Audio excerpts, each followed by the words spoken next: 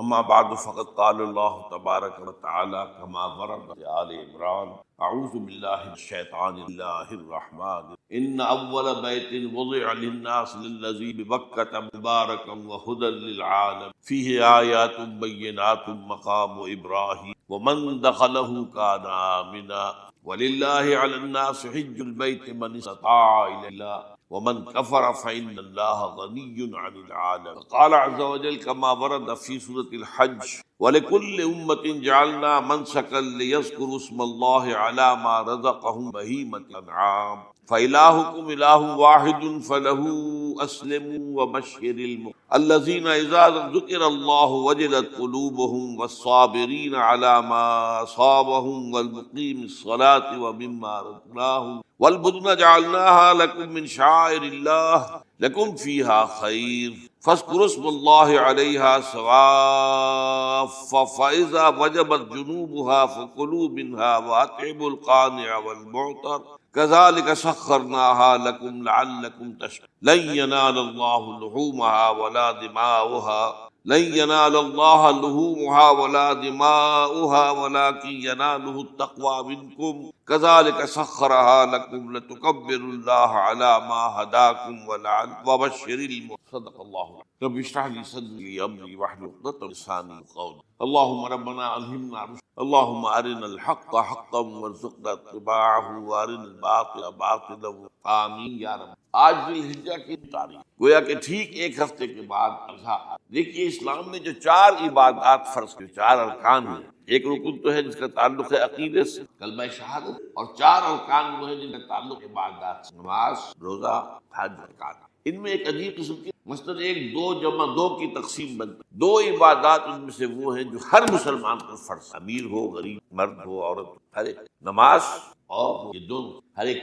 لیکن 2 وہ ہیں کہ جو صرف صاحب استطاعت میں فرض ہیں، عام جو صاحب نصاب ہیں ان پر زکوٰۃ ہے، جو صاحب استطاعت ہیں حج کا استطاعت ہے ان پر. اس میں 2 جمع 2 کی ایک تقسیم اور آتی ہے ایک اور اعتبار سے. قرآن میں زیادہ ایمفیسس 2 عبادات پر، نماز اور زکوٰۃ. اقیموا الصلاۃ وآتوا الزکاۃ، اقیموا الصلاۃ وآتوا الزکاۃ، اقیموا الصلاۃ وآتوا یقیمون الصلاۃ ویؤتون الزکاۃ. یہ گویا کہ بندھا ہوا ہے ایک جوڑا. جبکہ یہ صورتحال جو ہے روزے کی بھی نہیں ہے. صلاۃ اور زکوٰۃ کا حکم بے شمار مرتبہ قرآن میں، اور روزے کے سارے احکام ایک مقام پر سورہ بقرہ کے 23 آیات میں سب کا سب بیان ہے. باقی تو بعض جگہوں پر اس کا صرف اس اعتبار سے تذکرہ ہے کہ اگر کوئی کفارہ ادا کرنا ہے اس کے لیے اتنے روزے رکھ لو، ورنہ یہ ہے کہ روزے کا اپنی جگہ پر مستقل بذات جو ہے وہ ذکر یا حکم. اس اعتبار سے غور کیجئے حج کا معاملہ بھی یہی ہے. وہ ایک تو یہ کہ سورہ آل عمران میں اس کی فرضیت کا کرایہ، وہ میں نے آیات آپ کو پر ابھی سورہ بقرہ کے 24ویں اور کچھ 25ویں رکوع میں کچھ اس کے مناسک بیان ہے. سورہ حج کے 4تھے رکوع میں اس کے مناسک بیان ہے. باقی پورے قرآن میں تو اس اعتبار سے فرق ہو گیا 2 جمع 2 کا. لیکن یہ جو جن کی اہمیت اس اعتبار سے کم ہو گئی، اللہ تعالیٰ کی عجیب حکمت نظر آئی کہ ہماری جو 2 عیدیں ہیں وہ ان 2 عبادات کے ساتھ منسلک. روزوں کے اختتام پر عید الفطر، حج کے ساتھ عید الاضحیٰ. تو گویا کہ ان 2 عبادات کی اہمیت اگر کسی درجے میں کوئی کمی قرآن کے حوالے سے تو اس کی تلافی اس سے ہو جاتی ہے کہ عیدین ہماری 2 ہی عیدیں، 2 ہی تہوار ہیں، اور وہ ان 2 عبادات کے ساتھ جو. اب آخری بات 3 جمع 1 کی بھی ایک 3 عبادات وہ ہیں جو موقت ہیں صرف، یعنی معلق بالزمان، ان کا تعلق وقت کے ساتھ ہے. یہ نہیں کہ کسی خاص جگہ سے متعلق. نماز ہر جگہ فرض ہے، ہاں البتہ اس کا وقت آئے گا. اگر سورج جو ہے نصف النہار سے ڈھلکے گا تو ظہر کا وقت. اگر کسی وجہ سے اللہ تعالیٰ کی سورج وہی کا وہی کھڑا رہ جائے تو ظہر کا وقت آئے گا ہی نہیں، ظہر فرض ہو. مغرب اسی وقت فرض ہوگی جبکہ غروب ہو جائے. اگر کسی وجہ سے سورج غروب نہ ہو تو کیا پتہ، یہ ساری باتیں جو ہے قیامت کا جو زلزلہ آنے والا ہے اس میں یہ ساری ہی باتیں ہونے والی ہیں. سورج مغرب سے طلوع ہوگا یہ تو وضاحت کے ساتھ کہا گیا ہے، تو مغرب کا وقت نہیں. اسی طریقے سے رمضان کا مہینہ آئے گا تو روزے فرض ہو. اس حوالے سے یہ زمانے کا تعلق تو ہے، کسی مکان سے کوئی تعلق. حج وہ ہے جس کے تقریباً تمام مناسک جو ہیں وہ خاص مقام پر ہیں. آپ سفر کر کے آئیے، مکہ مکرمہ جائیے، اللہ کے گھر کا طواف، پھر وہاں سے جوان میں یوم الترویہ 8 ذی الحجہ کو نکلیے اور جا کر منا میں قیام کیجیے 1 رات، پھر 9 کی صبح کو عرفات جائیے. عرفات میں شام کا قیام رہے گا، لیکن مغرب کی نماز کے وقت کے بعد وہاں سے نکلیں گے، مغرب وہاں پڑھیں گے نہیں، وہ جا کر مزدلفہ میں پڑھی جائے گی. عشاء کے ساتھ چاہے کتنی دیر ہو. بہرحال یہ ساری چیزیں ایک خاص مقام کے ساتھ ہیں، منسلک ہیں، ہر جگہ پر یہ ادا نہیں. اب اس میں دیکھیے حکمت نظر آ رہی، چونکہ حج جو ہے ایک خاص جگہ پر ایک خاص مقام سے وابستہ، اس کے ساتھ جو عید الاضحیٰ وابستہ کی گئی ہے، یہ گویا کہ حج ہی کے ایک رکن کو پھیلا دیا گیا. قربانی جو مناسک حج میں بڑی اہمیت کی حامل، اسے عام کر. تم مدینے مکے تو نہیں پہنچ سکے ہو، لیکن یہاں پر قربانی کے اندر تو شریک ہو. اور بعض مشابہتیں اور بتائی گئی ہیں کہ ذی الحج کا چاند طلوع ہو جائے تو اس کے بعد حجامت نہ کراؤ، ناخن نہ کاٹو. وہ جو کچھ بھی آپ کو معلوم ہے احرام کی کچھ پابندیاں ہوتی ہیں، ایک مشابہت کسی درجے، ٹھیک ہے ہم وہاں نہیں ہیں لیکن ان کے ساتھ ایک مشابہت. تو قربانی در حقیقت جو ہے عید الاضحیٰ وہ گویا کہ ایکسٹینشن ہے حج کہ تمام عالم اسلام کے اندر جو ہے تمام مسلمان جہاں بھی کہیں ہیں وہ حج کے اس ایک منسک. تو یہ میں نے چند باتیں تمہیداً عرض کی ہیں ان عبادات اربعہ کے بارے میں، ان کی جو ریلیٹیو حیثیت ہے ہمارے دین. اب آئیے حج کا معاملہ کیا ہے. وہ پورا ایک خاص علاقے سے متعلق اور ایک خاص شخصیت سے متعلق. یہ بھی چنانچہ جو آیات میں نے آپ کو سنائی حج کے بارے میں، ان اول بیت وضع للناس للذی بمکہ مبارکم وہدی للعالمین، یقیناً پہلا گھر جو بنایا گیا لوگوں کے لیے یعنی اللہ کی عبادت کے لیے کہ لوگ وہاں جمع ہوں اللہ کی عبادت، وہ ہے جو مکہ میں ہے. مکہ اور مکہ یہ ایک ہی لفظ ہے. تورات میں مکہ کا لفظ آیا ہے، قرآن مجید میں مکہ. یہ تھوڑا فرق جو ہے یہ تلفظ کا ہو جایا کرتا ہے مختلف زبانوں میں. جیسا کہ آپ کو معلوم ہوگا کہ آج کل جو عرب کے لوگ ہیں وہ قاف کو گاف پڑھتے ہیں، گل گم، قم کی بجائے گم، قل کی بجائے گل، اقول لک اقول لک، وہ گاف. تو یہ جو ہے فرق ہو جاتا ہے. تو مکہ وادی مکہ یہ ہے در حقیقت مکہ مکرمہ. تو پہلا گھر جو بنایا گیا ہے اور اس کے بارے میں جو یہ عام طور پر کہ اس کے معمار حضرت ابراہیم ہے، یہ بات صحیح نہیں. اس کے معمار اول حضرت آدم علیہ السلام خود اولا بیت ہے نا، پہلا گھر. کیا یہ ممکن ہے کہ آدم سے لے کر ابراہیم تک کوئی گھر اللہ کی عبادت کے لیے بنا ہی نہ؟ اولا بیت میں خود دلیل موجود ہے. حضرت آدم علیہ السلام نے کتاب. البتہ اس کے بعد بعض سیلابوں کی وجہ سے یہ عمارت بھی اور کچھ جو وہاں پر آبادی بنی وہ بھی ختم. تو ایسے آتے ہیں، آپ کو معلوم ہے یمن میں جب ان کا ایک بند ٹوٹا تھا بہت بڑا سد معارم، تو پھر وہاں جو اتنی خوشحالی تھی اور جو وہاں پر جو باغات تھے اور جو کھیتیاں سب برباد ہوئی اور وہاں سے لوگ جو ہے نقل مکانی کرنے پر مجبور ہو گئے. یہی یمن کے قبائل تھے جو جا کر شام اور عراق میں آباد ہوئے. یہی یمن کے دو قبیلے تھے جو مدینے میں آ کر آباد ہوئے، اوس اور خزرج، یہ یمن کے قبیلے تھے. تو اس بند کے ٹوٹنے کے بعد اگر خدا نہ خواستہ اگر ہمارا تربیلا ڈیم ٹوٹ جائے کیا ہوگا؟ پچھلے دنوں خبریں آئی ہیں اخبارات میں کہ ہندوستان میں غور ہو رہا ہے اس پر کہ تربیلا ڈیم کو اڑا دو. وہ سوچ رہے پاکستان کو ختم کرنے کی سبیل کیا ہو سکتی ہے. تو بڑی سمپل ہے اور بڑا آسان کام. بمبارڈمنٹ کر دینا جو ہے ٹھیک ہے، ان کا جہاز آئے، کچھ کو ہم گرا بھی لیں گے، کچھ تو آ کر جو ہے وہاں پر وہ اپنے بم جو ہے وہ ہدف کے اوپر گرا جائیں گے. کیا ہوگا؟ یوں سمجھیے کہ جو سونامی کا آیا تھا سیلاب، وہ سونامی کا سیلاب آئے گا بھارت میں، پاکستان میں، اور ہر چیز تباہ ہوگا. کم سے کم یوں سمجھیے کہ تقریباً 100 میل کی چوڑائی میں، اور یہ سب جو ہے ریگستان بن جائے گا. خدا نہ خواستہ. تو بہرحال سد معارف کے بعد یہ صورتحال واقع. تو اس کے بعد سے یہ جو ہے یہ اللہ کا گھر یہ جو ہے گرا ہوا تھا. اس کی کوئی اب صرف یہ کہ قواعد رہ گئے تھے. قواعد کہتے ہیں جو بنیادیں ہوتی، وہ پھر اللہ تعالیٰ نے حضرت ابراہیم کو بتائی کہ یہ ہیں وہ بنیادیں جن پر کہ وہ گھر ہو. وَإِذْ يَرْفَعُ إِبْرَاهِيمُ الْقَوَاعِدَ مِنَ الْبَيْتِ وَإِسْمَاعِيلُ. ان بنیادوں پر حضرت ابراہیم اور اسماعیل نے کر دو معماران حرم نے یہ عمارت جو ہے دوبارہ تعمیر. تو گویا کہ حضرت ابراہیم علیہ السلام معمار دوم ہے. معمار اول اس کا جو ہے وہ خود حضرت آدم علیہ السلام. فی آیات بینات مقام ابراہیم، مقام ابراہیم ہے جو بھی وہاں گئے ہیں جس پر کھڑے ہو کر حضرت ابراہیم علیہ السلام تعمیر. اب آج تو آپ کو معلوم اسکیفولڈنگ لگ جاتی ہے، بانس لگ گئے، یا آج کل تو جو ہے پائپ جو ہے لوہے کے اس سے لگا کر، تو جیسے جیسے عمارت اٹھتی جا رہی ہے اسی طریقے سے اس کے ساتھ جو ہے وہ چل رہے ہیں اور ان کے اوپر کھڑے ہو کر تعمیر ہو رہی ہے. تو ایک پتھر ایسا تھا کہ جو خود بخود اٹھتا اللہ تعالیٰ یا یوں کہیے کہ ملائکہ کے اٹھانے سے، اور اسی پر حضرت ابراہیم کھڑے ہو کر وہ پتھروں کے اوپر پتھر رکھ، اور اس کی وجہ سے اس پتھر کے اوپر کتنی دیر کھڑے رہنا ہوا ہوگا حضرت ابراہیم علیہ السلام کا کہ اس پر ان کے پاؤں کے نشان بنے. وہ ہے مقام ابراہیم، جو آپ نے دیکھا ہوگا کہ وہاں ایک بہت خوبصورت ان کا ایک پنجرا سا بنا ہوا ہے اور اس کے اندر مقام ابراہیم، اور جب بھی طواف کرتے ہیں تو طواف کے بعد 2 رکعتیں جو ہے وہ پڑھی جاتی ہیں ابراہیم، مقام ابراہیم کے پیچھے جتنا بھی قریب تر ہو کر پڑھا جا سکے، بہرحال رخ تو فی آیات بینات مقام ابراہیم ومن دخلہ کان آمنا۔ تو ایک تو یہ کہ وہ نشانیاں ہیں وہ اللہ تعالیٰ جن لوگوں کی کہ دل کی آنکھ کھلی ہو، روحانی آنکھیں کھلی ہو، ان کو دکھاتا، اور ایک وہ ہے کہ جو ہماری ان سامنے کی ظاہری آنکھوں کو بھی نظر آتا ہے۔ یہ نوٹ کر لیجئے کہ یہ مقام امن کا گہوارہ رہا۔ عرب میں لوٹ مار، قتل غارت، قتل کے بدلے میں قتل، پھر قتل جواب میں قتل، لیکن اس وقت بدترین دور میں عربوں کا معاملہ یہ تھا کہ کوئی شخص فرض کیجئے کہ وہ کئی مہینے سے اپنے باپ کے قاتل کو ڈھونڈ رہا ہے تاکہ قصاص لے، اسے کہیں نظر نہیں آ رہا، اچانک حرم میں نظر آ جاتا ہے، وہاں وہ نقصان نہیں۔ یہ امن اللہ تعالیٰ نے اسے امن کی جگہ بلد الامین کہا گیا، امن والا شہر۔ تو یہ جو ہے یہ تو آج تک کی جو برکت ہے وہ ومن دخلہ کان آمنا وللہ علی الناس حج البیت من استطاع الیہ سبیلا، اور اللہ کا حق ہے اپنے بندوں پر کہ وہ حج کریں اس کے اس گھر کا، جو کوئی بھی استطاعت رکھتا ہو سب۔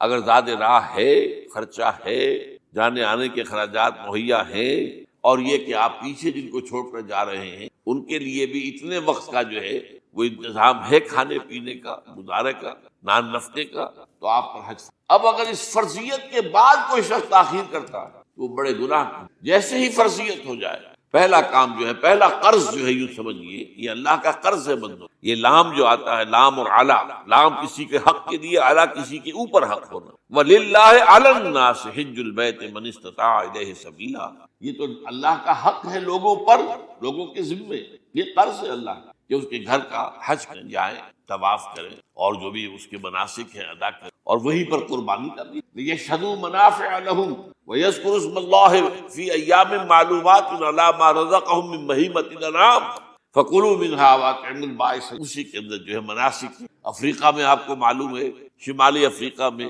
زیادہ تر لوگ جو ہیں جیسے کہ ہندوستان پاکستان میں ویسے ہیں، لیکن آپ جنوب میں چلتے جائیے تو رنگ گہرا ہوتا چلا جائے گا، انتہائی سیاہ سب آ رہے، شکلیں جدا ہیں، زبانیں جدا ہیں، لیکن سب کے سب جو ہے ایک ہی نغمہ ان کی زبان پر ہے، ایک ہی نغمہ، کہیں واضح کہیں مبہم، وہ ایک ہی مذہب، لبیک اللہم لبیک، لبیک لا شریک لک لبیک، ان الحمد والنعمت لک والملک لا شریک لک۔ اب یہ ترانہ ہے، توحید کا ترانہ، اور گونج رہی ہے اس وقت، آپ اندازہ نہیں کر سکتے کہ وہ پوری سرزمین گونج رہی ہوگی اس ترانے کے ساتھ، کیونکہ تھوڑی دیر کے بعد نئے قافلے داخل ہو۔ ابھی ایک قافلہ جو ہے اس نے سعی مکمل کی ہے، بلکہ اس کے دوران ابھی اس کا ختم نہیں ہوا کہ تیسرا قافلہ چلا رہا۔ وہ تو یہاں تو ظاہر بات ہے کہ میں نے چونکہ ایک نقشہ اپنی نگاہوں سے دیکھا ہے مدینہ منورہ سے اور مکہ مکرمہ جاتے ہوئے رات کے وقت، کہ کہیں جو ہے وہ روشنیوں کی وہ قطار ٹوٹتی ہی نہیں، مسلسل معلوم ہوتا ہے کہ سڑک کے اوپر گاڑی ہے، مسلسل، کہیں اس کے اندر وقفہ ہی نہیں۔ اتنے بڑے پیمانے، اتنے بڑے پیمانے، اتنے بڑے پیمانے پر زبانیں جدا ہیں،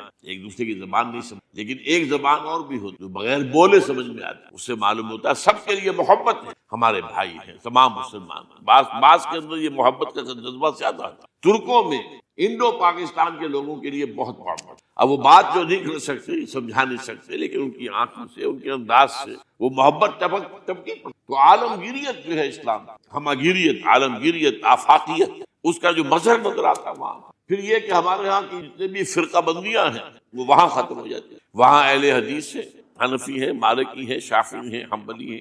یہ کام بھی کیا ہے آ کر انہوں نے آل سعود، ورنہ اس سے پہلے جو ہے وہ 4 مصلے علیحدہ تھے، وہاں پر 4 جماعتیں علیحدہ ہوتی۔ یہ حنفی مصلی ہے، یہاں پہ حنفی امام ہے وہ پڑھائے گا، یہ شافعی مصلی ہے، شافعی امام ہے وہ نماز پڑھائے گا۔ تو یہ جو ایک تفریق تھی وہاں بھی موجود، انہوں نے ایک امام کے پیچھے جماعت، اسی میں حنفی بھی ہیں، مالکی بھی ہیں، شافعی۔ کچھ ہیں لوگ جو زیادہ، جن کے اندر کچھ زہر زیادہ گھل گیا ہے فرقے واریت، وہ پھر نہیں نماز پڑھتے، وہاں پر محروم رہتے، اس کی فضیلتوں کو چھوڑ کر جا کر کہیں اپنے جو ہے گھروں پر جہاں ٹھہرے ہوئے وہاں جا کے نماز پڑھ لیتے ہیں کہ یہ جو ہے وہابی ان کے پیچھے ہماری نماز میں، لیکن یہ عام پر نماز پڑھ۔ اور ایک سب سے بڑا مشاہدہ جو ہوتا ہے، جو مجھے سب سے پہلے ہوا تھا پہلے حج، یہ 1962 کی بات ہے، تو میں نے محسوس کیا کہ نماز کے اندر اختلافات جو ہے اسلام مسلمانوں میں صرف اتنے ہیں کہ جس سے جماعت نہیں ٹوٹتی۔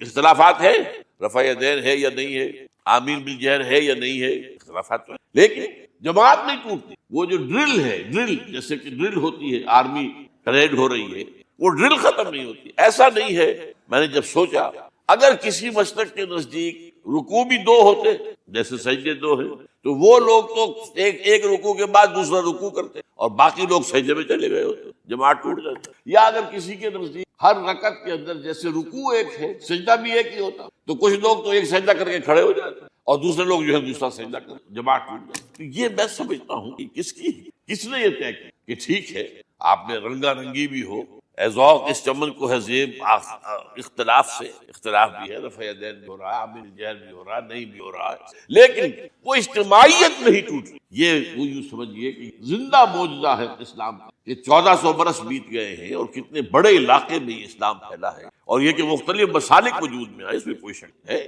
حنفی ایک علاقے کے اندر آپ کو ملیں گے صرف شافعی، ہندوستان کا بھی مغربی ساحل میں صرف شافعی. اس سے آگے آپ جائیے کیونکہ یہ عرب تاجروں کے ذریعے سے ایمان لائے ہیں، یہ لوگ سری لنکا کے لوگ ہیں، انڈونیشیا کے لوگ ہیں، ملیشیا کے لوگ، سب شافعی. ہندوستان میں چونکہ اوپر سے شمال سے آیا ہے اسلام، یہ ترکوں کے ذریعے سے آیا ہے، اور وہ کٹر حنفی تھے. یہاں حنفیت آئی. ترک جو ہے کٹر حنفی، یہ ترکی تو تھے جو آئے تھے. یہ کون تھا؟ محمود غزنوی کون تھا؟ سبکتگین کون تھا؟ الپتگین کون تھا؟ بختیار کاکی کون تھا؟ قطب الدین بختیار کون تھے؟ سب ترک. اور ترک بھی کون؟ غلامان، خاندان غلامان یاد ہے. لیکن 12 ان کے ذریعے سے جو اسلام ان کے ساتھ آیا ہے وہ خالص ہے. وہاں جا کر سب جمع ہوا ایک وحدت کے اندر. تو یہ جو مشاہدات وہاں کے جو ہماری ظاہری آنکھوں کا قلب کے اوپر بڑا گہرا اثر. اب میں ایک موضوع لے رہا ہوں، یہ جو قربانی کا مسئلہ ہے، اس کے بارے میں ایک زمانے میں تو بہت منکرین حدیث اس کے خلاف بڑی جو ہے ایک مہم چلی تھی کہ ختم کیا جائے.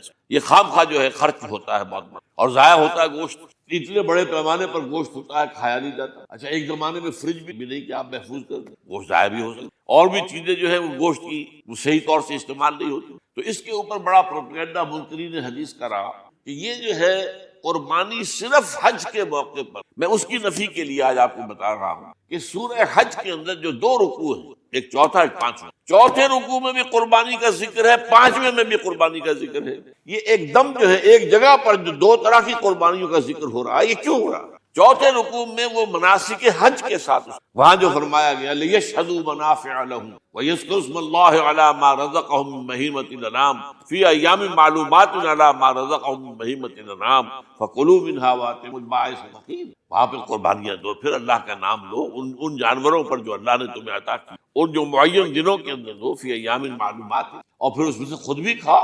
اور جو ہے جو جیسے صدقہ کا گوشت ہوتا ہے وہ نہیں ہے، وہ قربانی کا گوشت، اسے آپ خود بھی اور غرباء کو کھلائیں، غریبوں کو دیں، مسکین کو دیں. تو یہ پورا حکم آ چکا ہے چوتھے رکوع کے اندر. پانچواں رکوع پورا کا پورا جو ہے وہ عید الاضحیٰ پر ہے میرے نزدیک. یہی حکمت صوم کے بارے میں ہے کہ وہاں جب ایک حکم تکرار کر کے آیا کہ پہلے فرما دیا گیا فمن کان منکم مریضا او علی سفر فعدۃ من ایام اخر، اگر بیمار ہو کوئی اور یہ یا کہ سفر پر ہو تو تعداد دوسرے دنوں میں پوری کرے. پھر کیا وجہ دوبارہ آ رہا ہے؟ شہر رمضان الذی انزل فیہ القرآن ھدی للناس وبینات من الہدی والفرقان فمن شہد منکم الشہر فلیصم ومن کان مریضا او علی سفر فعدۃ من ایام اخر. کیوں؟ یہ تو ادبی اعتبار سے یہ کلام کا عیب شمار ہوتا، تکرار بلا کسی سبب کے نہیں. وہاں کیا تھا؟ وہاں ان 2 رعایتوں کے ساتھ تیسری بھی شامل تھی کہ اگر صحیح ہو اور مقیم ہو پھر بھی روزہ نہ رکھو تو ایک مسکین کو کھانا کھلا دو. یہ رعایت ختم ہوئی ہے رمضان کے روزے کی، اب رکھنا پڑے گا روزہ. اور اگر بیمار ہو یا سفر پر ہو تو ٹھیک ہے دوسرے دنوں میں پورا کرو، پورا کرنا لازم. تو یہ چیز جو ہے یہ در حقیقت کسی وجہ سے بالکل یہی بات ہے.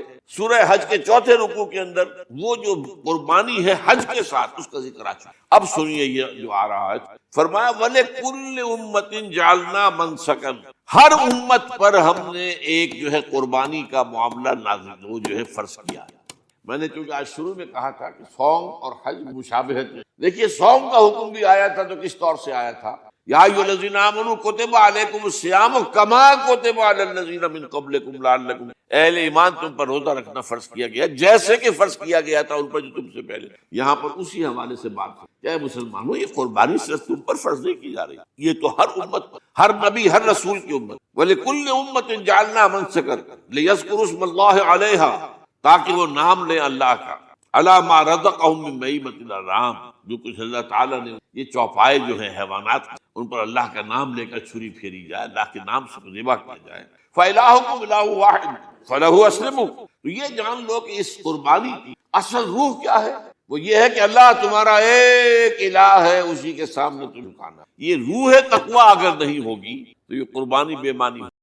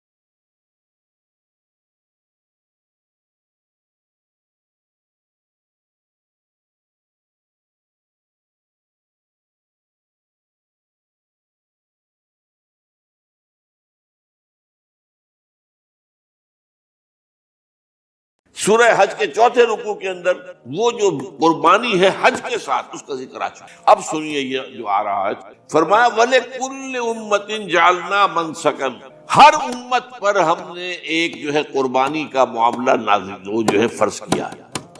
میں نے چونکہ آج شروع میں کہا تھا کہ صوم اور حج میں کچھ مشابہتیں ہیں. دیکھیے صوم کا حکم بھی آیا تھا تو کس طور سے آیا تھا؟ یا ایھا الذین آمنوا کتب علیکم الصیام کما کتب علی الذین من قبلکم لعلکم تتقون، اہل ایمان تم پر روزہ رکھنا فرض کیا گیا جیسے کہ فرض کیا گیا تھا ان پر جو تم سے پہلے تھے.